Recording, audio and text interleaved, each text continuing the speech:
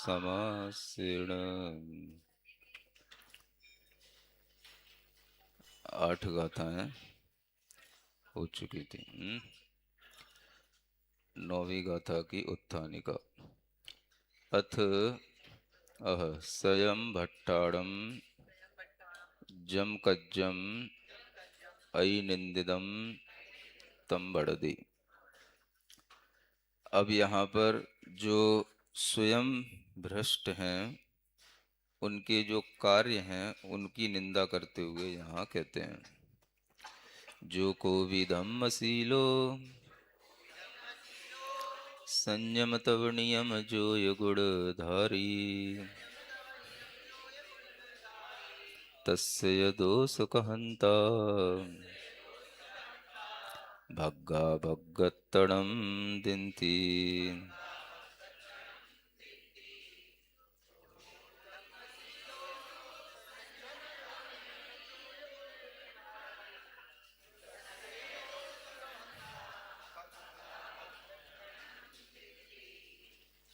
जो को भी यानी जो कोई भी धम्मशीलो धर्मशील है यानी धर्म स्वभाव वाला है, संयम तव नियम जोय गुणधारी, जो संयम तप नियम और योग गुणों को धारण करता है, तस्य दोष कहंता, उसके भी वह दोषों को कोई कहता है तो भग्गा, वह स्वयं में भ्रष्ट भगत तणम दिनती, और भग्यत्वपना माने भ्रष्टपना वह दूसरों के लिए भी देता है। यानी कोई भी व्यक्ति जो धर्मशील है, संयम तप नियम योग आदि गुणों से युक्त है, उसके दोषों को कहने वाला व्यक्ति स्वयं भी अपने आप में भ्रष्ट कहलाता है। क्या कहा? जो गुणवान हैं उनकी निंदा करने वाले स्वयं अपने आप में दोषी हो जाते हैं, वह स्वयं भ्रष्ट हैं और दूसरों को भी भ्रष्ट करते हैं। जो को भी धम्मशीलो धम्म सहावो समड़ो सो दया धम्म बलेण रणत्तय साहणेण उत्तम खमादि 10 धम्म पवुत्तिये अप्पाणम शुद्धम सहावम साधेदि। धर्मशील का मतलब क्या है? धर्म स्वभाव वाला श्रमण।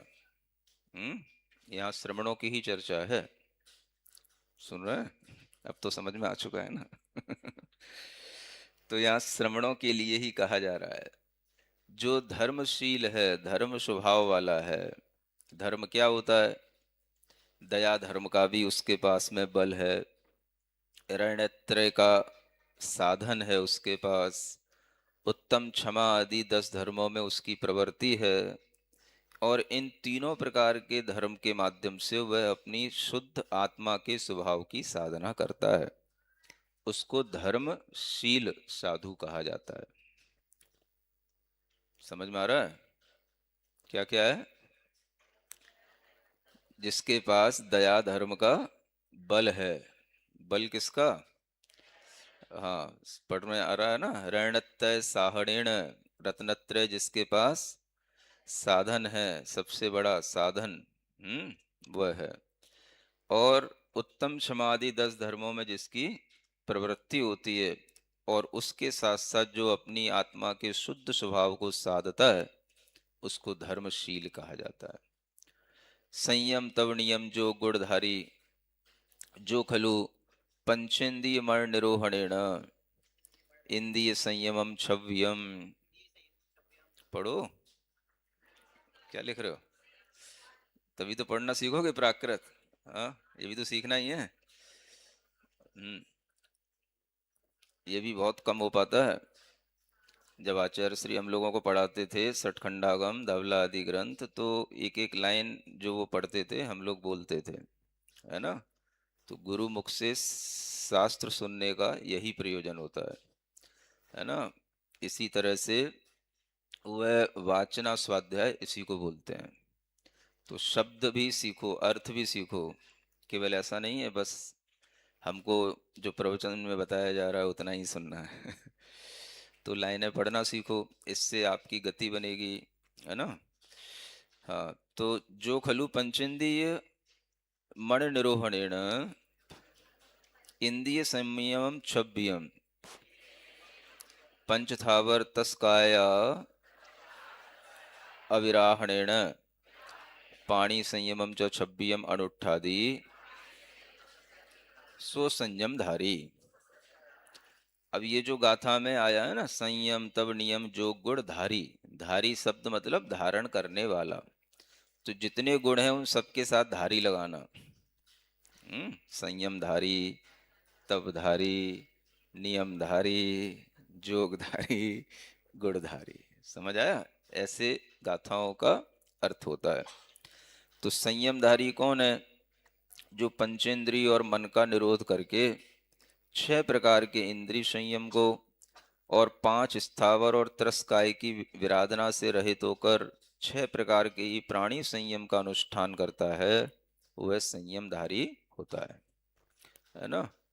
जो अणसणादि बाहिर तवेण छव्येण सह अभ्यंतरम छव्यम पायच्छित्तादि तब साहणम कुणदी सो तब धारी।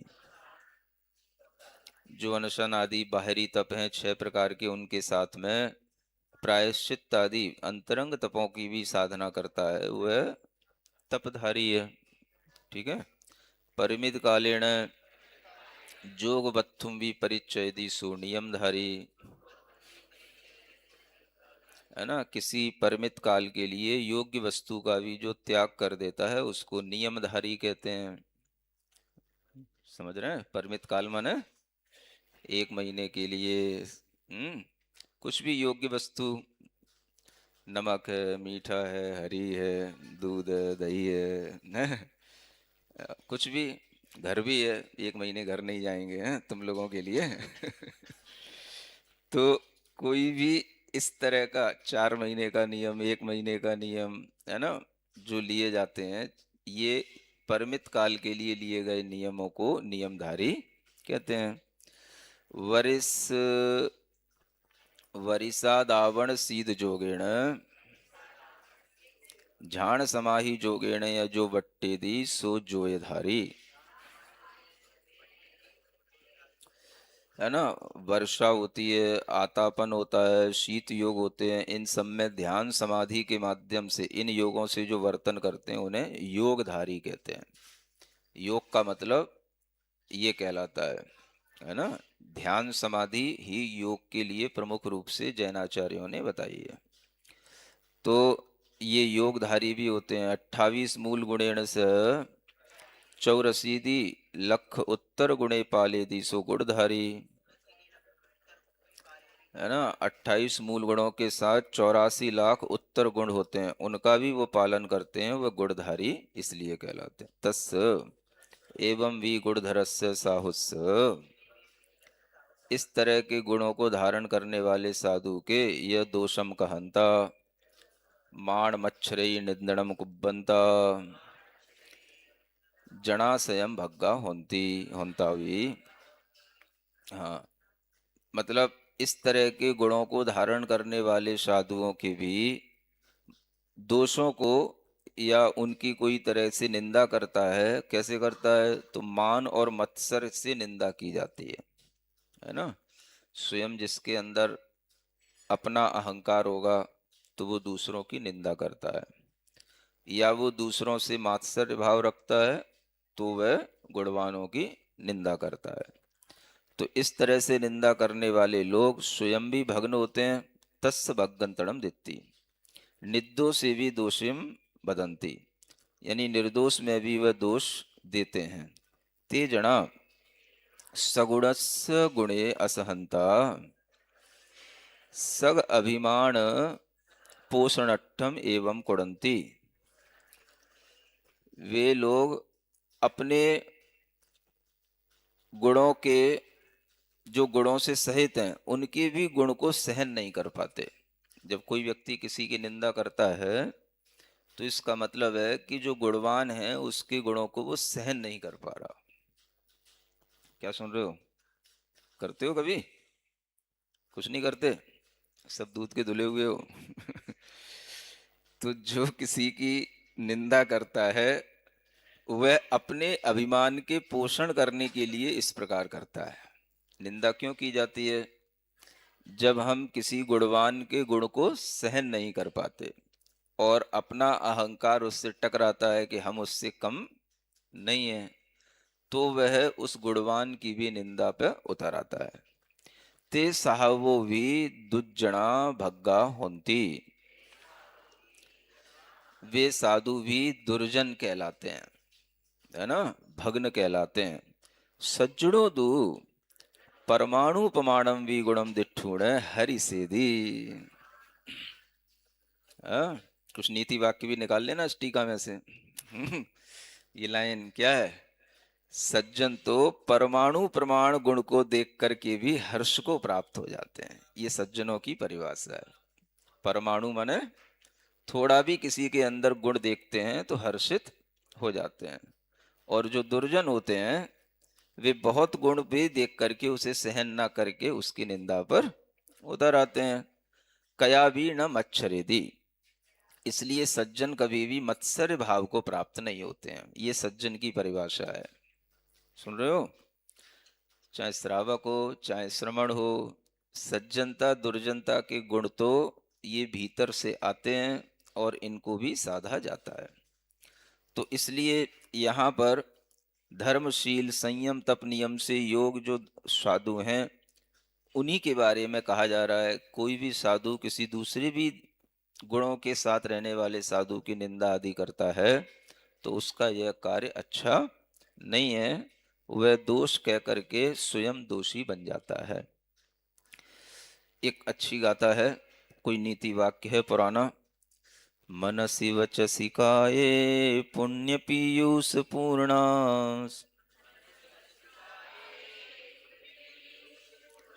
त्रिभुवनमुपकार श्रेणी भी प्रीडयन्तः।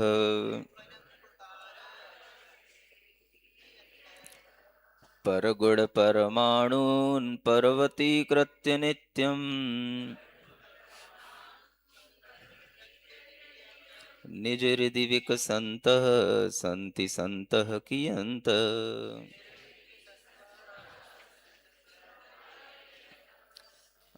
कुछ ये अन्य नीति वाक्य हैं जो भारतीय साहित्य में यत्र तत्र उपलब्ध होते हैं। तो ऐसे भी कुछ ये नीतियाँ जो अच्छी लगती हैं उन्हें भी अच्छे लोग ग्रहण कर लेते हैं, संग्रहित कर लेते हैं। तो ये भी देखना, शायद ये भर्ती हरि की है किसी की नीति होगी ये, है ना। तो इस तरह से क्या लिखा है? मनचि वचसि काय, मन में वचन में काय में पुण्य पीयूष पूर्णा, है ना, पुण्य रूपी अमृत से जो परिपूर्ण है। किससे भरे हैं? मन से वचन से काय से पुण्य अमृत से भरे हुए हैं। और तीन लोग को उपकार करके उन्हें पीड़यन्त है, उन्हें प्रसन्न रखते हैं। तीन लोग पर उपकार करके, है ना, उन सब जीवों को प्रसन्न करते रहते हैं। परगुण परमाणुन, और दूसरों के गुणों की परमाणुओं को भी पर्वती कृत्य, माने अणु के समान गुण होंगे तो उसको भी पर्वत के समान, है ना, अपने हृदय में समझ करके विकसित करते हैं। ऐसे संत इस संत धरती पर कितने से होते हैं? संति संत है कि अंत है, कितने होंगे? माने उंगली पर गिनने लायक होंगे।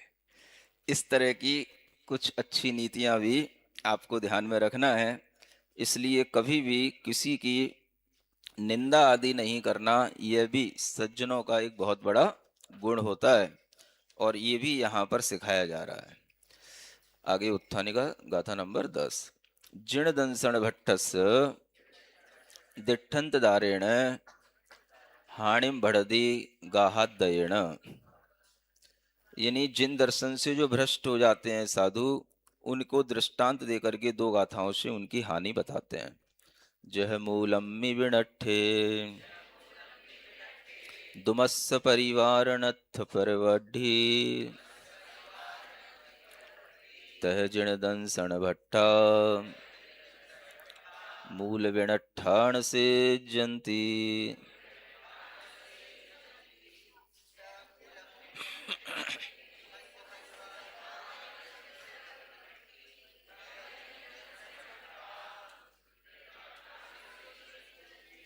जिस तरह से मूल के विनष्ट हो जाने पर दुम, द्रुम माने वृक्ष, दुम के परिवार की फिर वृद्धि नहीं होती है। द्रुम का क्या परिवार है?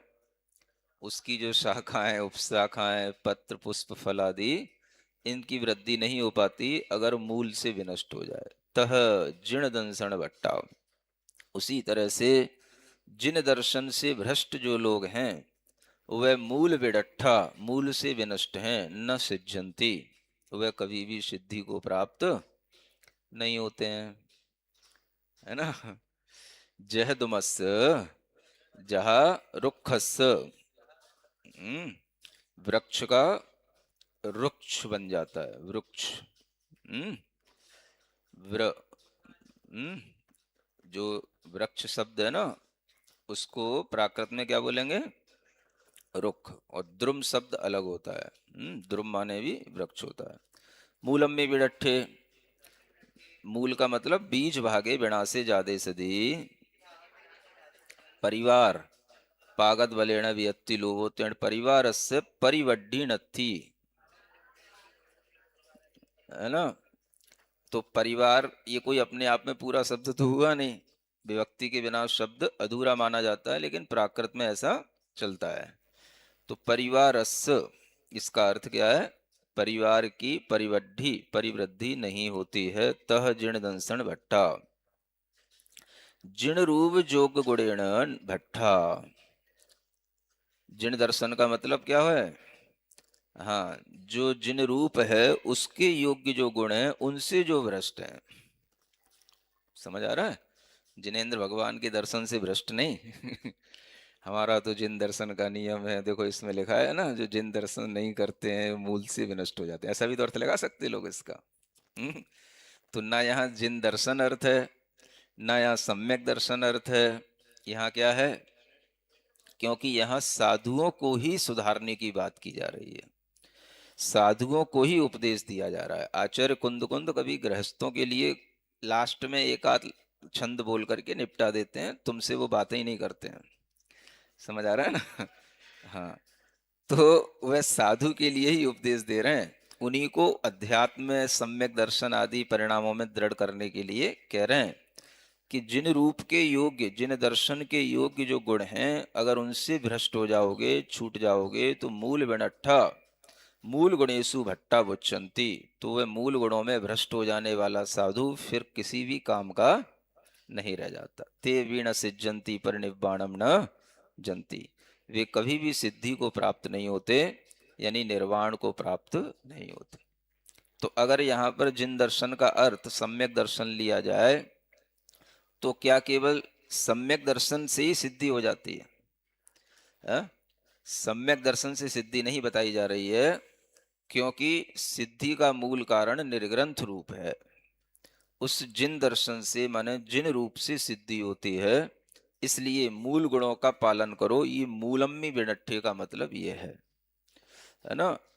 मूल गुणों से रहित होकर के कोई साधु उत्तर गुणों का भी पालन करे तो भी वो कोई काम का नहीं है, ये भी कहा जाता है। क्योंकि पहले मूल गुणों पर ध्यान दो, उत्तर गुण तो एक्स्ट्रा पेपर हैं। पहले जो कोर्स की चीज है उसको कंप्लीट करो। तो इस तरह से यह उपदेश साधुओं के लिए है, और यह सिद्धि को जो प्राप्त नहीं होते हैं मूल से विनष्ट हो जाने पर, तो उन्हीं साधु के लिए कहा जा रहा है कि जो 28 मूल गुणों से विनष्ट हो जाते हैं फिर वो कभी भी सिद्धि को प्राप्त नहीं होते हैं। यहाँ पर सम्यक दर्शन का कोई लेना देना नहीं है, जिण दंसन कहा जा रहा है ना। जिन दर्शन सम्यक दर्शन नहीं कहलाता है। जिन जो जिन रूप को धारण किए हुए हैं उनका जो अपना दर्शन है उसका नाम जिन दर्शन है। उसी तरह से तहे जय मूला ओ खंदो साहा परिवार बहुगुणो होई तह जिण दंसन मूलो निदिठो मोखमगस।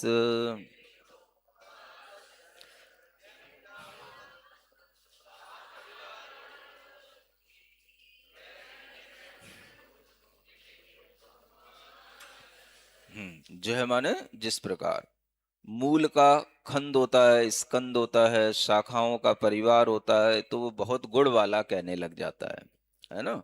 बहुत गुण वाला हो गया जिसका स्कंद तना पक्क हो, है ना, मजबूत हो, इसमें शाखाएं निकल रही हो, परिवार जिसका बढ़ रहा हो, वो बहु गुणवान कहलाता है। तह जिन दंसन मूलो, उसी प्रकार से जिन दर्शन अगर मूल में है तो वह मोक्ष मग्गस्य निदिष्ट, वह मोक्ष मार्ग के लिए कहा गया है।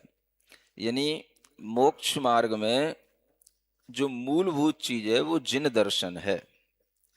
समझ में आ रहा है? सम्यक दर्शन की रट लगाने वालों, यहां देखो, सम्यक दर्शन शब्द का प्रयोग ना करके क्या प्रयोग कर रहे हैं? जिन दर्शन। मोक्ष मार्ग का मूल जिन, जिन रूप का दर्शन। समझ आ रहा है? तो ये व्याख्याएं जो अर्थ संगत नहीं थी, वो व्याख्याओं ने सारे शास्त्र के अर्थ को अभी तक गलत ही प्रस्तुत किया, हम तो यही कहेंगे, है ना। तो जितना भी लोगों ने इस दर्शन पाहुड़ को पढ़ा, इसका व्याख्या पढ़ी, तो लोग तो बेचारे ना प्राकृत जानते हैं, ना कोई पूर्वापर गाथाओं का अर्थ लगाना जानते हैं, ना कोई आचार्यों का भाव पढ़ना जानते हैं। वो तो लोग जो हिंदी नीचे लिखी रहती है उसी को पढ़ करके समझ लेते हैं कि हमने पढ़ लिया, दर्शन पावृत पढ़ लिया। तो जिन भी विद्वानों ने या जिन किसी भी सूरियों ने भी इस तरीके की व्याख्याएं की हैं, उन्होंने मूल अर्थ को लुप्त कर दिया। समझ आ रहा है? तो इसलिए यह मूल अर्थ यहां पर प्रकाशित किया जा रहा है। आप लोग इसको गहराई से समझ भी सकते हैं और इस भावना का आदर भी कर सकते हैं कि यहाँ पर सम्यक दर्शन और जिन दर्शन में कितना बड़ा फर्क है। यहाँ सम्यक दर्शन की अभी कोई बात नहीं है। जब सम्यक दर्शन की बात आती है तो सम्यक्त्व का प्रयोग किया जाता है, सम्मत नाण दंसन सम्यक्त्व शब्द के माध्यम से बताया जाता है। लेकिन यहाँ पर अभी जिन दर्शन की बात कर रहे हैं, है ना। जिन रूप का दर्शन, यही निर्ग्रंथता का मोक्ष मार्ग है। आप सोचें, इस पंचम काल में भी अगर धर्म है, धर्म का कोई मूल कारण है, तो आप जैसे बैठे हुए सम्यक दृष्टि लोगों से धर्म है, या धर्म जो जिन रूप को धारण किए हैं उनसे मोक्ष का मार्ग चलता है? आप मन में विचार तो करें कि अगर इस धरती पर जिन रूप न दिखाई दे तो क्या कहीं मोक्ष मार्ग कुछ समझ आएगा? किताबों में पढ़ते पढ़ते मोक्ष मार्ग बनेगा क्या? तो अगर इस धरती पर मोक्ष का मार्ग दिखाई देता है तो इस जिन दर्शन से दिखाई देता है। समझ आ रहा है? जिनेंद्र भगवान का जैसा रूप था, वैसा जिन रूप धारण करने वाले साधु जब सामने होते हैं तभी वह चलता फिरता मोक्ष मार्ग दिखाई देता है। इसी को मोक्ष मार्ग कहते हैं। विद्वानों ने, गृहस्थ पंडितों ने, गृहस्थ सम्यक दृष्टियों ने सब कुछ अपने सम्यक दर्शन की ऊपर ढाल करके, सब कुछ अपने सम्यक दर्शन की सुरक्षा करने के लिए इन सब गाथाओं के अर्थों को मरोड़ दिया। सम्यक दर्शन ही तो मोक्ष का मार्ग है, इसलिए सम्यक दर्शन को मोक्ष का मूल कहा गया है। बस यहां से उन्होंने क्या अर्थ निकाला? मोक्ष मार्ग का मूल क्या है ये तो हर कोई जानता है, सम्यक दर्शन है, पहला अंग सम्यक दर्शन है, इसलिए सम्यक दर्शन ही मोक्ष मार्ग का मूल है। तो इस तरह से इन गाथाओं की व्याख्या करके सम्यक दर्शन को तो मोक्ष मार्ग का मूल बताया, जिन दर्शन को नहीं बताया। समझ आ रहा है? अब आप लोग पढ़ लिख रहे हैं, बड़े हो रहे हैं, है ना, हमें भी अच्छा लग रहा है कि यहाँ पर कोई आग्रही लोग नहीं बैठे हैं, सीखने वाले लोग बैठे हैं, लर्नेड पर्संस, है ना। हाँ, तो जो लोग सीखने वाले होते हैं उनको भी शिष्य कहा जाता है। शिष्य जो धातु, सस धातु से जो शब्द बनता है वो सीखने के ही अर्थ में बनता है ना। अगर आपके अंदर सीखने की जिज्ञासा है ना, if you have eagerness to learn, then all of you are शिष्या है ना। तो उन्हीं को प्यूपिल कहा जाता है? पीपुल नहीं हाँ प्यूपिल, ऐसा ही है ना। हाँ, तो वो प्यूपिल मतलब जो डिसिप्लिन में रहते हैं, सीखते हैं, वह अपने आप में कुछ विशिष्ट लोग होते हैं। पीपुल तो सामान्य लोग हो गए, सीखने की इच्छा करें। तो ऐसे सीखने वाले ही मोक्ष मार्ग पर समझ सकते हैं। जिन दर्शन का मतलब जिन दर्शन ही होता है, सम्यक दर्शन अलग चीज है भाई। बाहरी रूप भी जब तक आपको कुछ दिखाई नहीं देगा तो मोक्ष का मार्ग किससे चलेगा? बाहरी लिंग तो कुछ होना ही चाहिए, बाहरी पहचान कुछ तो होना ही चाहिए, भगवान कैसे थे, जिनकी धर्म क्या था। तो केवल स्वाध्याय घर में बैठ के करने से, सम्यक दर्शन होने से मोक्ष का मार्ग नहीं चलता। इसलिए आपको ये आचार्य कुंद कुंद की गाथाओं का हृदय समझना है। भले ही आज तक कुछ होता आया हो, मुझे किसी चीज की कोई परवाह नहीं है। अगर बीच में भी उस तूफान में मैं अगर डट के खड़ा हूं तो वह भी मेरे ऊपर गुरुदेव का आशीर्वाद है, इसलिए खड़ा हूं समझ आ रहा है ना। पिछली हजारों वर्षों से भले ही कोई धारा चली आई हो, तो भी उस धारा के विरुद्ध मैं डट के खड़ा हो सकता हूं, क्योंकि मुझे गुरु ने सिखाया है। बस समझ आ रहा है ना। हाँ, इसलिए तो यह मोक्ष मार्ग में जिन दर्शन का मूल क्या है, यही अपने आप में मूल है। जिन दर्शन का मूल जिन रूप है। हाँ, जय मूलाओ खंदो सहा परवर बहुगुणोदी जहा खंदोपत्ति मूलम ही मूल कारणम जदो, है ना। जिस तरह से चूंकि खंड की उत्पत्ति में मूल कारण मूल ही होता है। खंदे सदी सहाय परिवारों कली का पुफ फलादियो जायन्ते। जब स्कंद होगा तो उसकी शाखा के परिवार में कलिकाएं निकलेंगी, पुष्प निकलेंगे, फल आदि उत्पन्न होंगे। तस्यैव बहुगुणो बहुखंदादो पसरति इति दिट्ठन्तु उच्यते। तो उसी वृक्ष को बहुत गुणवान कहा जाता है, स्कंद आदि उसके जब फैलते हैं तो। तह जड़ दंसणस्य मोक्ष मग्ग से मूलो निर्दिष्टो जिण दंसणम जिण मद अणगुल आयरो सो एव मूलो, है ना। जिन दर्शन का मतलब जिन रूप और जिन मत दोनों बताए थे ना। तो जिन मत के अनुकूल आचरण वही मूल है।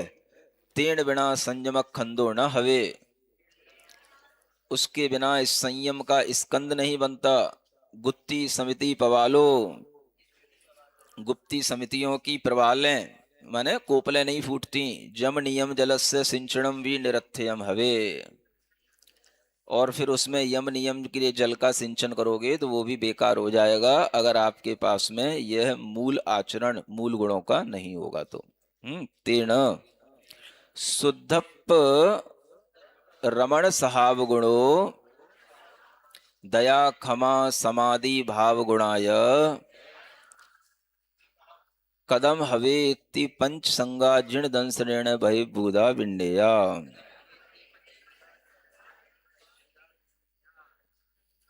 है ना। इस कारण से शुद्ध आत्मा में रमण स्वभाव गुण वाले जो दया क्षमा शम आदि भावों के गुण हैं, यह हाँ ये कैसे होते हैं, है ना। ये 5 प्रकार के ये भाव गुण होते हैं। ये दया क्षमा समाधि भाव गुणाय, वाक्य थोड़ा यहीं पे पूरा होना चाहिए था। इस कारण से शुद्ध आत्मा में रमण स्वभाव वाले गुण दया क्षमा समाधि ये भाव गुण होते हैं, है ना। यहीं पर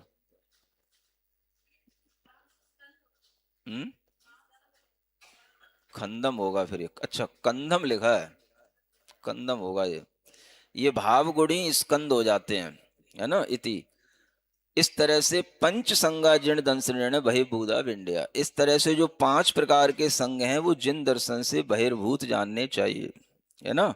यहाँ अन्य भी जो मतावलंबी जिन दर्शन में ही अन्य अनेक तरह के मत हैं, उनको भी कुछ बताया जा रहा है कि जो जिन दर्शन के मूल नहीं है, वो अन्य प्रकार से आचरण करने वाले जिन बाह्य या जिन संग भाय कहलाते हैं, उनका भी निर्देश यहाँ पर किया जा रहा है। क्यों, क्या हो रहा है?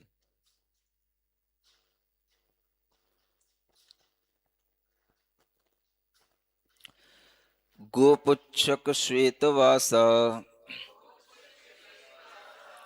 द्रविड़ो यापनीयः निष्पिच्छश्चेति पंचैते जैना भाषा प्रकीर्तिता। श्लोक है, गोपुच्छक श्वेतवासा द्रविड़ो यापनीय निष्पिच्छकश्चेति पंचैते जैना भाषा प्रकीर्तिता। ये जैनाभास के रूप में कहे गए हैं।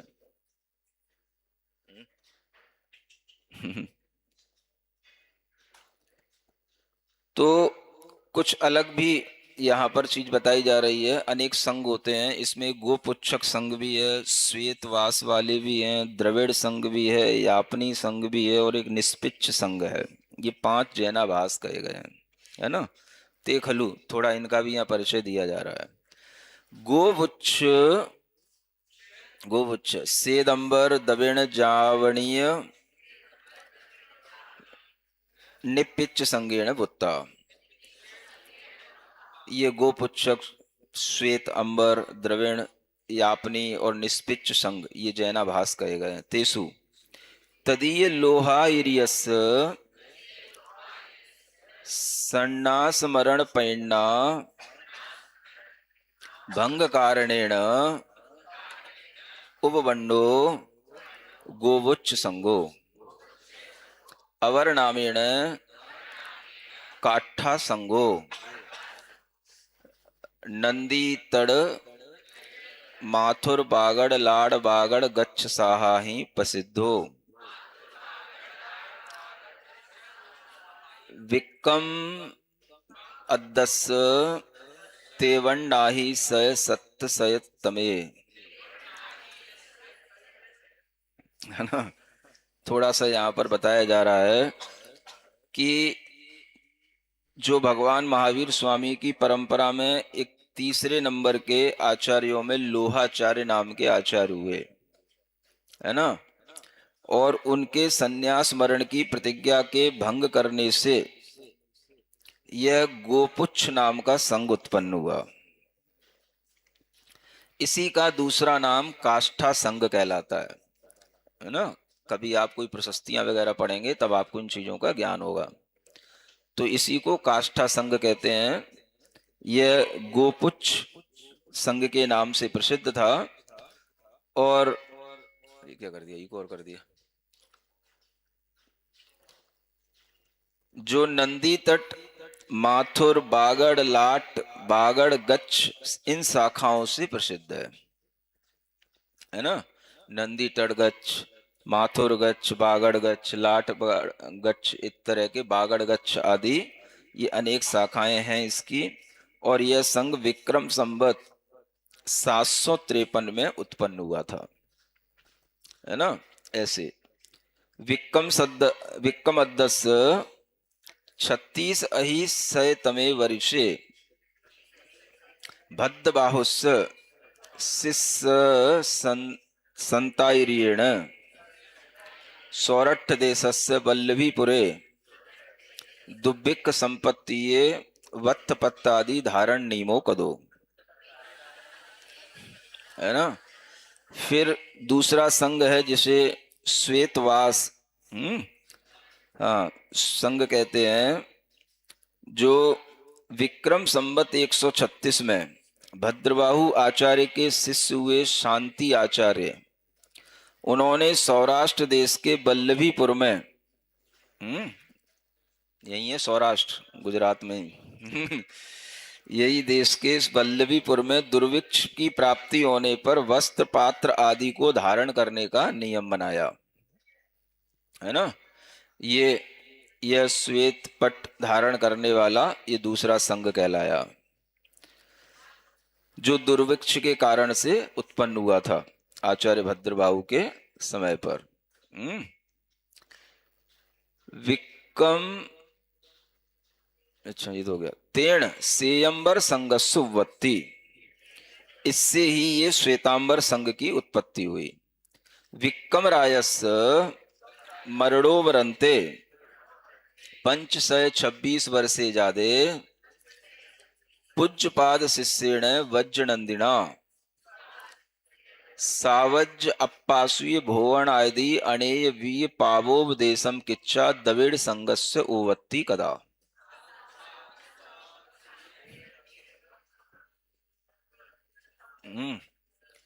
जो विक्रम संवत हुई विक्रम राजा के नाम से, उस विक्रम राजा के मरण के उपरांत 526 वर्ष के बाद पूज्यपाद के शिष्य हुए एक वज्रनंदी करके। उन्होंने सावध्य भोजन करना चाहिए, अप्रासुक भोजन करना चाहिए, इस तरह से अनेक प्रकार के पाप के उपदेश दे करके द्रविड़ संघ की स्थापना की, है ना। ये तीसरा संघ बना द्रविड़ संघ। ये सब भद्रबाहु के आगे पीछे और बाद में ये अनेक संघों की उत्पत्ति हुई, जिससे ये मूल संघ की परंपरा में बहुत बड़ा विच्छेद होने लगा। समझ आ रहा है? तो ये सब चीजें ही इस तरह की जो थी सामने, उन्हीं को सुरक्षित करने का आचार्यों का एक बड़ा भाव रहता है। कल्याण नैरे विक्रम रायस्य मरणोवरंते सत्य से पंचवर्षे जादे श्री कलश साहुणा जावणीय संगोठाविदो, है ना। फिर क्या हुआ, कल्याण नगर में विक्रम राजा के बाद 705 वर्ष के बाद एक श्री कलश नाम का साधु हुआ, जिसने यापनी संघ की स्थापना की। हाँ, ये बहुत बड़ा, ये भी एक यापनी संघ है, जिसमें दोनों मिक्सचर हैं, दिगंबर और श्वेतांबर। उसका नाम है यापनी। जथ इत्थि मुत्ति केवली भुत्ति आदि सिद्धंता निरूपिता, जिसमें स्त्री मुक्ति का निरूपण किया गया, केवली भगवान की भुक्ति होती है इत्यादि सिद्धांतों का भी निरूपण किया गया। निपिच्छ संगस्य अवर्णामो माहुर संगो महुराये काठा संग सुवत्ति वे सय वरिषानंतर निगदो। एक और निष्पिक्ष नाम का संघ है, जिसका दूसरा नाम माथुर संघ है ना, क्योंकि ये मथुरा में उत्पन्न हुआ। काष्ठा संघ की भी उत्पत्ति होने के 200 वर्ष बाद मथुरा से इसका जन्म हुआ, इसका नाम काष्ठा संघ है। इस तरह से यह संघ भी जो है मोक्ष मार्ग के मूल नहीं है, ऐसा समझ करके आपको यहाँ पर ये मूल के विषय में बताया जा रहा है। अह दंसन भट्टाणम अंडम भी मद चेष्टिदम वंडेदी। अब जो दर्शन से भ्रष्ट हैं, उनके अन्य भी जो मद के कारण से चेष्टाएं होती हैं, उसको बताते हैं। जे दंसणे सुभट्टा पाए पाणंति दंसन धराणम ते होंति लुल्लमुआ बोही पुण दुल्लहा ते सिम।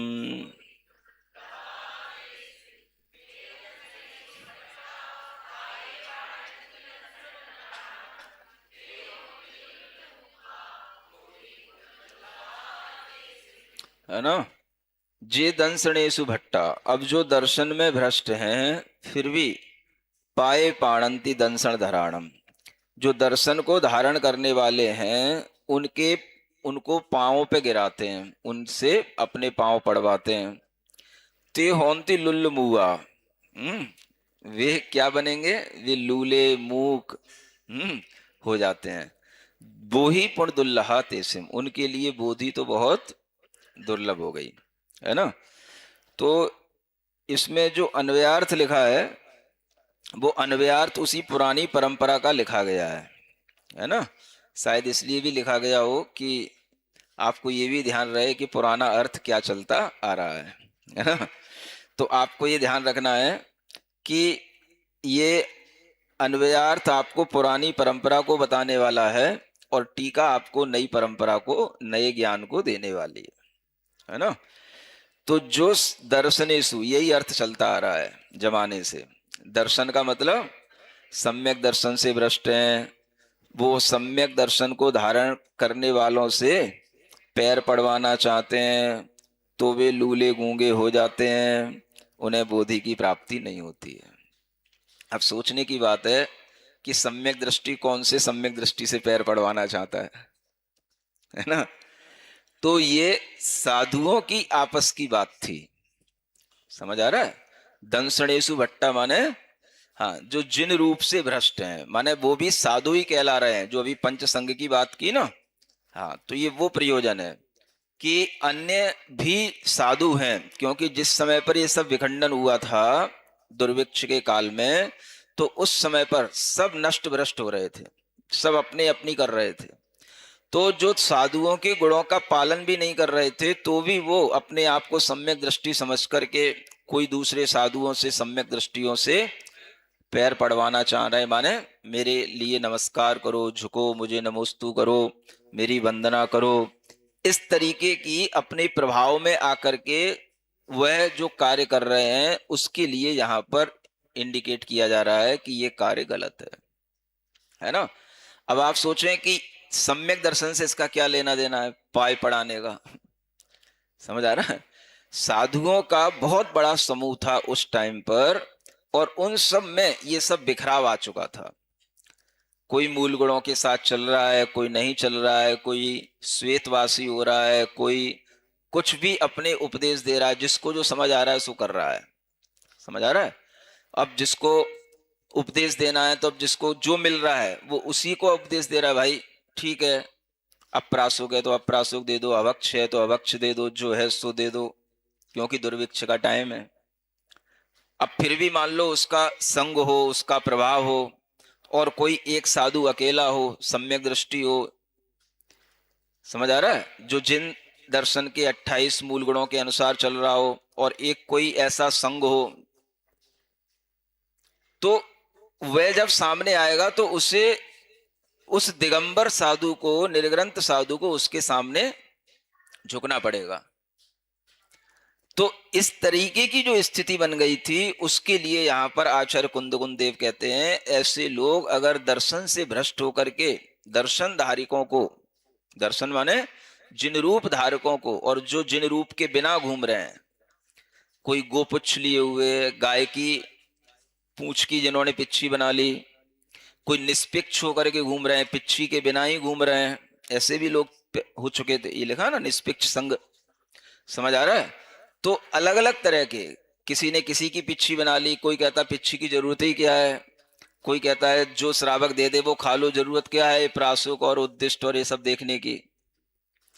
तो ऐसे अनेक अनेक तरह के जो आचरण होने लगे थे, और फिर भी वो अपने आप को श्रेष्ठ मानते थे, अपने लिए दूसरे शुद्ध साधुओं को अपने चरणों में गिराना चाहते थे। उनके लिए यहां लिखा है ते होंति लुल्लु मुआ, ये लूले और मूक होंगे। समझ आ रहा है? अब आप सोचो, ये अर्थ सम्यक दर्शन के साथ संगत बैठता है, या जो हम बता रहे हैं जिन रूपधारी साधुओं के साथ संगत बैठता है? भाई सम्यक दृष्टि कौन सम्यक दृष्टि के पैर पड़ाना चाहता है? ये तो साधुओं के बीच में आपस का व्यवहार होता है। एक साधु दूसरे साधु को मिलता है तो वो उसके वंदना करता है, पैर पड़ता है, तो वो देखता है भाई ये कितना गुणवान है। हा? अब साधु होने मात्र से थोड़ी ना वो पैर पड़ लेगा। तो ये चीजें आचार्य कुंद ने सिखाई। समझ आ रहा है? बोलो तो। माइक का गला भी खराब हो गया हमारा, ऐसा है ये। क्या बात है, ओरिजिनल से नहीं चल रहा क्या, इससे चल रहा?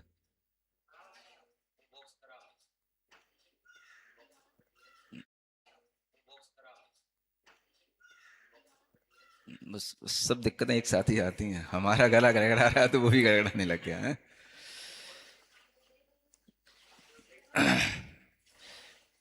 तो आप लोगों को समझना है कि दर्शन मूल का मतलब क्या है। समझ में आ रहा है? हाँ, सम्यक दृष्टि जो नहीं है, वो सम्यक दृष्टियों के लिए क्या पैर पड़ाते हैं? कौन पैर पड़ा रहा है भाई? सम्यक दृष्टियों के कौन पैर पड़ रहा है? तुम आपस में कौन किसके पैर पड़ रहे हो? हा? तो यहां कोई प्रसंग ही नहीं है सम्यक दर्शन का। और वही अर्थ जोड़ करके रखा है। जो अन्वयार्थ लिखा है ना, ये अब मैंने इस पे ध्यान नहीं दिया, जो भी इसको सेटिंग करने के लिए लोगों ने इसमें अन्वयार्थ की सेटिंग कर दी, तो वो अन्वयार्थ वो पुराना वाला सेट कर दिया। चलो कोई बात नहीं, उससे ये भी फायदा है कि आपको ये भी देखने को मिले कि पुराना अर्थ क्या चला आ रहा है ना। क्योंकि हमें तो अपने टेक्स्ट पर ध्यान था, हमने क्या लिखा, उसकी हिंदी क्या हुई, बस उस पर ध्यान दिया, गाथा पे ध्यान दिया। ये बीच की चीजें, नीचे का पद्यानुवाद, ऊपर बीच में अन्वयार्थ, इस पर हमने ध्यान नहीं दिया। तो इसमें कोई मिस्टेक हो तो वो आप सुधार लेना। तो इस तरीके का ये भाव है। अब यही बात आचार्य कुंद ने प्रवचन सार में भी देखो आगे लिखी है। ये हो गया लुल्लुमुआ का मतलब है हथ रईदा बयण सत्य सुन्नावा। अच्छा ठीक है, पढ़ी नहीं है। जे दंसणेशु भट्टा दंसण धराणम निगंत वीराय जिणमग्गेण चरंताणम, है ना। ये मतलब है दर्शन धर का मतलब क्या है, जो निर्ग्रंथ वीतराग जिन मार्ग से चल रहे हैं। पाए पड़ंती नियनाण पवयण पहाव लोय संसिद तवादी कित्ती कारणेण, है ना। अब साधु हैं, दूसरे भी हैं, भले ही भ्रष्ट हैं, तो भी उनके पास में मान लो ज्ञान है, तो अपने ज्ञान का अहंकार आ जाता है। प्रवचन करते हैं, लोगों को रिझा लेते हैं, उसका भी उनके लिए बल मिल जाता है। तो ये सब प्रभाव उनका फैल जाता है, लोक में उनकी प्रशंसा होती है। कोई तपादि कर रहे हैं तो तपादि की कीर्ति के कारण से अहम जेठो, मैं ज्येष्ठ हूँ, श्रेष्ठ हूँ, इति मान के माध्यम से कारम करावेंती ते कालम कादूणे पर भवे, तो वो मान के कारण से दूसरे को नमस्कार करवाते हैं। समझ आ रहा ना, ऐसा होता है ना। भैया वो तो 2-2 महीने के उपवास कर लिए, वो तो 35-35 उपवास कर लेते हैं। नहीं समझ में आया? बोलते रहते हो ना आप लोग, और हम तो रोजाना आहार करते हैं। अब उपवास के साथ और क्या है ये भी तो देखना है, कि केवल उपवास ही देखना है। समझ आ रहा है ना, ये बड़ी चीज होती है। तो मूल में जो जिन मत है 28 मूल गुण वो हैं कि नहीं, जिन मार्ग पर चलने वाले हैं कि नहीं, वो चीज देखने की होती है। व्यक्ति तो केवल बस जो कुछ भी एक्स्ट्रा होगा उसकी बड़ाई करेगा, उनके प्रवचन, उनकी कीर्ति, उनका प्रभाव, उनके फॉलोअर्स, ये तो लोगों की बातें हैं। समझ आ रहा है। लेकिन जो जिन मार्ग पर चलने वाले होते हैं वह इन चीजों का कोई महत्व नहीं समझते। उनके लिए महत्व इस बात का है कि वह जो मूल, जिन रूप के मूल गुण हैं उसका धारण करने वाला है कि नहीं। समझ आ रहा है। अगर ये नहीं है तो कालम कादूड़ है, लुल मुआ, माने अब इस जन्म में तो लूले मुंह के होना ना हो, अगले जन्म में तो होंगे ही। हत रईदा बयन शक्ति है सुन्नावा, है ना। वचन शक्ति से शून्य होंगे, हाथ पैर से रहित होंगे, पच्छा भी रणत्य संपत्ति दुर्लहा, बाद में भी उनके लिए बोधि का मतलब रत्नत्रय की प्राप्ति दुर्लभ हो जाती है। जैसा कि कहा गया है, गुड़ दो दिगस्य विनयम परिच्छगो जो भी होमि समड़ोति होज्जम गुणाधरो ददी सोहोदि अनंत संसारी, है ना। ये गाथा है प्रवचन सार की कि जो गुण में अधिक हैं उसकी विनय को इच्छा करता है। किस कारण से? मैं भी तो श्रमण हूं, मैं भी तो साधु हूं, ऐसा सोच करके अधिक गुण वालों को भी अपने चरणों में झुकाना चाहता है। तो आचार्य कुंद देव कहते हैं वह गुणों से निकृष्ट होकर के अनंत संसारी हो जाता है ना।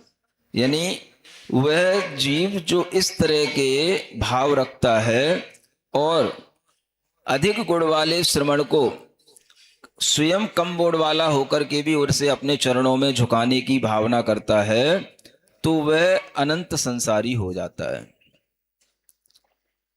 है ना। ये प्रवचन सार में तो गुणों की पूजा है, गुणों की बात है, इसलिए आचार्य कुंद देव इस तरह का विचार रखते हैं केसु पोतेषु जे दंसणेषु भट्टा पाये न पड़ंती दंसण धराड़म इति पाठो भी लभ्यते तेण जे पुरुषा दंसण भट्टा होंती भी दंसण सहिदाड़म न नमनसंति न तेसिम आदरम कोणंती ते भी लुल्लमुआ होंती तेसिम भी बोही दुर्लभा। एक पाठांतर के रूप में ये भी मिल जाता है जे दंसणेषु भट्टा पाये न पड़ंती दंसण। तो इसका अर्थ ये निकालना कि जो दर्शन में भ्रष्ट होते हुए भी दर्शन से सहित हैं उनको नमस्कार नहीं करते, उनका आदर नहीं करते, वे भी लुल्लमुए हो जाते। एक तो पाए पड़वाने वाली बात, और एक जो है स्वयं दर्शन से भ्रष्ट है लेकिन फिर भी जो दर्शन गुण से युक्त हैं, है ना, उनका वह आदर नहीं करता, पैर नहीं पड़ता, तो वो लुल्लमुआ हो जाता। ये इससे दूसरा अर्थ निकलता है। इस तरह से अविवरी भावेण तमप्रा तपरूपणा कीर्दे। अब विपरीत रूप से भी इसी बात की प्रूपणा की जाती है। जेवी पड़ंति चतेसिम जानंता लज्जगारव भयेण तेसिम पिणत्थि बोहि पावम अणिमोयमाणाणम।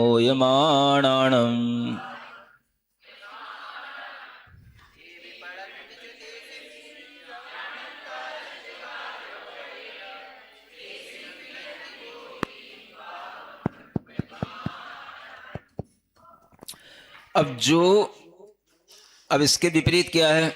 अब कोई जानबूझ करके जे पड़ंती तेसिम, तेसिम माने जो गुणहीन हैं उनके पैर पड़ रहा है, कोई गुणवान अपनी इच्छा से ही पड़ रहा है। क्यों पड़ेगा भाई? लज्ज गारव भयेण, अगर उसे उसके सामने लज्जा आ जाए, है ना, या उनका गारव देख ले, बहुत गौरवान्वित हैं, तो वह उनके पैर पड़ने लग जाए, तो आचार्य कहते हैं उसके लिए भी बोधि नहीं आएगी, क्योंकि वो पावम अणुमोय माणाणम, पाप की अनुमोदना करने वाला है ना। ऐसे पाप की अनुमोदना करने वालों को भी बोधि की प्राप्ति नहीं होगी। तो ये पूरा का पूरा एक साधु का आचरण सिखाया जा रहा है यहां पर, दर्शन प्राप्त व्रत। समझ आ रहा है? न कि सम्यक दर्शन सिखाया जा रहा है। इसमें सम्यक दर्शन की कोई बात है ही नहीं।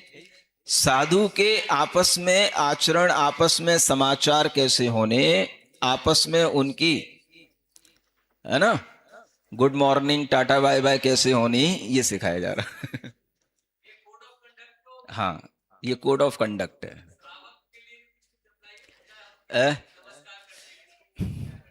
अरे भाई पहले साधु के लिए ही हो जाने दो, है ना। श्रावक के लिए तो जय जिनेन्द्र पर्याप्त है, जो भी है सब साधर्मी बंधु। तो क्या इसमें सम्यक दर्शन का लेना देना है ना। तो जे दंसन सहिदावीय, जो दर्शन से सहित भी हैं फिर भी तेसिम दंसन भट्टाणम, जो दर्शन से भ्रष्ट हैं और ये जानते हैं जाननता, फिर भी लज्ज गारव वैण पड़ंती तेसिम भी पावम, फिर भी लज्जा और गारव के कारण से उनके पांव में पड़ते हैं, तो उनकी पाप की अनुमोदना के कारण से वह बोधि को प्राप्त नहीं होते हैं। मिच्छादिठीणम प्रशंसा भी मिच्छत पावस समत्थ कारणादो, समर्थन कारणादो पावम ही दे दी, है ना। जो सम्यक मार्ग पर नहीं है ऐसे मिथ्या दृष्टियों की प्रशंसा भी मिथ्यात्व रूपी पाप का कारण होने से पाप देता है। तीर्ण तेसिम भी बोई दुर्लभा होती, इसलिए उनकी बोधि भी दुर्लभ होती है। तीर्ण लोए जीवा भी कहे संति, है ना। इसी कारण से लोक में जीव भी कहते हैं, कहेंगे जम इमो साहू अई गव्यो अत्थि अंडो तु तस् दंसनट्टम सवीम मागदो, है ना। ये जो साधु था ये तो बड़ा गर्वीला है, अति गर्वित है। जो अन्य जो साधु है उसके दर्शन के लिए आया, उसके समीप में आता है, हत्थाणम अंजलि बद्दो उदूण पिछड़ा बंदे दी पावम पड़े, है ना। तो वह क्या करता है, हाथ से अंजलिबद्ध होकर के पिच्छिका से वंदना करके पैरों में गिरता है। विनयेण सक्कार आदि तहावी इमोतम पड़म न नमदी न हत्ते पिच्छियम गेंडदी इच्छादि। फिर भी जो साधु दर्शन को धारण करने वाला है वह उसको नमन नहीं करता, अपने हाथों में पिच्छका ग्रहण करके उसकी वंदना नहीं करता। एवं चिंतूण जे दंसन भट्टाणम, इस तरह से चिंतन करके जो दर्शन से भ्रष्ट हैं, जिणमद बहिद बही मद विहित चरितम रहिदाणम पाए पड़ंती, जो जिनमत में कहा हुआ चरित्र है उससे रहित होकर के पैरों में पड़ते हैं, ते लज्जाए कुब्बंती, वे लज्जा से ऐसा करते हैं, है ना। लज्जा, लोक में लोग क्या कहेंगे, अच्छा नहीं लगेगा, व्यवहार तो व्यवहार की तरह करना ही चाहिए, है ना, नहीं तो लोग हमें ही समझेंगे कि तो देखो कितना गर्व है इनको, ये तो उनकी वंदना नहीं करते और वो सामने वाला इनके पैरों में पड़ रहा है। तो ऐसा भी सोच करके जो उसकी सत्कार करता है, वंदना करता है, तो भी उसको यहां पर कहा गया तुझे बोधि की प्राप्ति नहीं होगी। समझ में आ रहा है? हाँ, ये बहुत ही कठोर आचरण एक है, ये कुंद कुंद आचार्य के द्वारा बताए हुए। इसी तरीके से तहेव गारवो तिभियो, ऐसे ही 3 प्रकार का गारव होता है, रस्सी इड्ढी सात गारव वहेण, रस गारव, रिद्धि गारव, सात गारव, है ना। अब जिणमद विरहित चरित्र रहित नहीं, तथ्य जिणमदम्मी दिखदा भी, अब जिनमत में दीक्षित होकर के भी कितने ही साधु, है ना, महाधनी सावय मज्जे ही वसंती है ना। अब ये रस गारव कहलाता है। देखो भाई, मैं तो महाधनी श्रावक के बीच में ही रहता हूं, है ना, भोयडम कुब्बंती संपई काल जड़ेद सब सुसारणानी सेवंती, इस काल में जितने भी सुख के साधन है सभी का सेवन करता है। भोयन लालसाय जह इच्छम उन्नम उन्नम पूड़ी आदिगम ऐ सीधम जलादियम भुंजंती। समझ आ रहा है? ये सब जो सुख साता के साथ रहने वाली चीज है, जिसे आजकल लोग अच्छा मानते हैं, भाई महाराज बहुत अच्छे से सुख चैन से तो रह रहे हैं कम से कम समझ आ रहा है? तो ये क्या है? ये रस गारव से रहने वाले लोग हैं, है? इसको रस गारव कहते हैं। सदैव रागवंत सावय सावियासु परिवारंती तेणते चारित इमाणम मोत्तुणे प्रमादिड़ो भवंती, हमेशा राग से युक्त रहने के कारण से वे ऐसे प्रमादी हो जाते हैं कि उन्हें चारित्र का अभिमान भी नहीं रह जाता है ना। एदेण कारणेन ते चिंतन्ति, जो व्यवहारो लोए सब्बाणम रोचेदी तमेव कर्णिज्जो इति रस गारवेण दंसन भट्टाए पाए पड़ंती, है ना। इस कारण से क्या सोचते हैं, जो व्यवहार लोग को अच्छा लगता है वही करना चाहिए। इस तरह से रस गारव के साथ में जो दर्शन से भ्रष्ट हैं उनके भी पैर पड़ते रहते हैं। समझ आया? केई सावो तव पहावेण मंत्र तंत्रेण व खुद देव देवीणम सिद्धिये अहवा सावे दान जने धन संचित मदेण चरितस्य बहुमानम न करेंती, है ना। कितने ही ऐसे भी होते हैं जो तप के प्रभाव से या मंत्र तंत्र से या क्षुद्र देवी देवताओं की सिद्धि से अथवा श्रावक के द्वारा दिए गए दान के धन के संचय से चरित्र का बहुमान करना छोड़ देते हैं। इसको बोलते रिद्धि गारव। रिद्धि माने वैभव। रस गारव अलग चीज हो गई और रिद्धि गारव अलग चीज है। तो बहुत सारा वैभव है तो उसके कारण से भाई चारित्र के प्रति उनका बहुमान नहीं रह जाता। ते इड्डी गारवेण दंसल भट्टाणम पाए पड़ंती, तो वे अपने रिद्धि गारव से जब युक्त हो जाते हैं तो उन्हें फिर चरित्र का बहुमान नहीं रह जाता, इसलिए भी वो दर्शन से रहते हैं, उनके भी पैर पड़ लेते हैं और लोक में उनकी बड़वाई होती है कि देखो कितना बढ़िया साधु साधु के साथ में बराबर का आचरण करता है, इससे कितना अच्छा मैसेज जाता है महाराज, सोशल एकता बनती है इससे।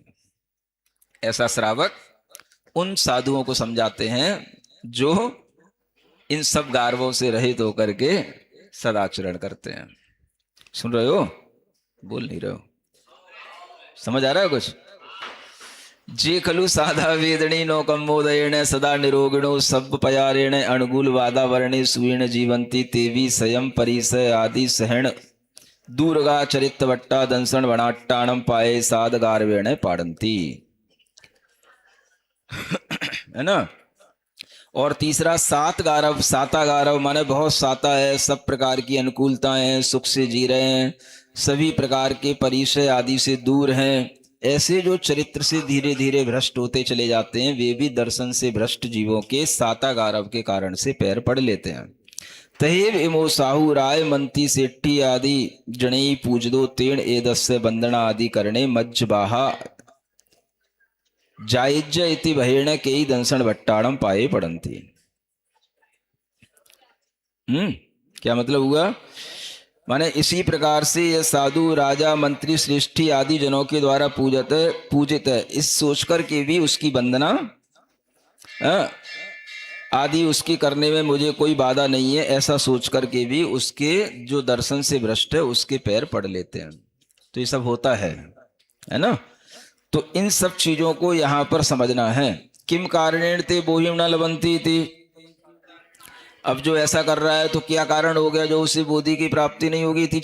चारिताराणाय बिना तदुपलब्धिये अहावादो, चरित्र की आराधना के बिना बोधि की प्राप्ति कभी नहीं होती है। जे खलु चरिताराह्या होंती ते स्वयं भी अपमादेण आयारमज्ञेण चरंती पालंती, चारित्रम पालंती, है ना। जो चरित्र की आराधना करने वाले होते हैं वे बिना प्रमाद के स्वयं आचार्य मार्ग से चलते हुए चारित्र का पालन करते हैं।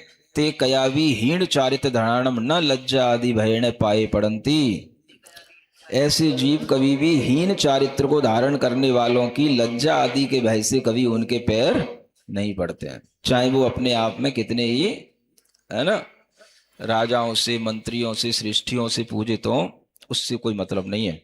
एवं भी करने दंसन चारित्र भट्ट प्रसंगा दो, यदि वो ऐसा करते हैं तो फिर उनके दर्शन भ्रष्ट और चारित्र भ्रष्ट होने का प्रसंग आ जाता है। यह प्रवचन सार में कहा गया है। अधिक गुणा सामंडे वट्टंती गुणाधरे ही क्रियासु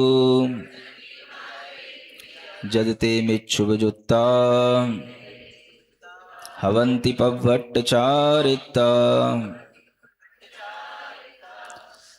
है ना। ये प्रवचन सार की गाथा है। जो अधिक गुण वाले होकर के भी, श्रामंड में तो अपने आप में अधिक गुण वाले हैं, लेकिन जो गुणों से हीन हैं उनके साथ में क्रियाओं में उनकी तरह ही वर्तन करते हैं तो वे मिथ्यात्व से युक्त हो जाते हैं और चारित्र से भ्रष्ट हो जाते हैं। ऐसा प्रवचन सार में इन्हीं आचार्य कुंद ने स्पष्ट लिख रखा है। समझ आ रहा है ना? हाँ, इसलिए ये बहुत बड़ी चीज है। अगर श्रावक सीख ले तो क्या सीख रहे हो? श्रावक तो चलो कुछ जानता है, नहीं जानता अलग मैटर है, लेकिन साधु तो सब जानता है कि किस साधु किस तरह के चारित्र का पालन करता है ना। तो श्रावक आकर के जब कोई समझाता है कि महाराज आपको भी ऐसा कर लेना चाहिए, है ना, आपको भी मंच साझा कर लेना चाहिए, तब समझ में आता है कि श्रावक को केवल बस बाहरी चीजें दिख रही हैं, इसे भीतर कुछ भी नहीं दिख रहा है ना।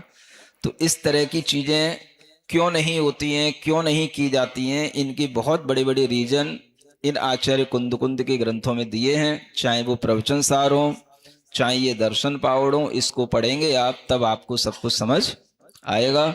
इसलिए ये दर्शन पाहुड़ आदि ग्रंथ सम्यक दर्शन की महिमा के लिए मात्र नहीं है, ये जिन दर्शन के जिन रूप को सही लाइन पर लाने के लिए है ना।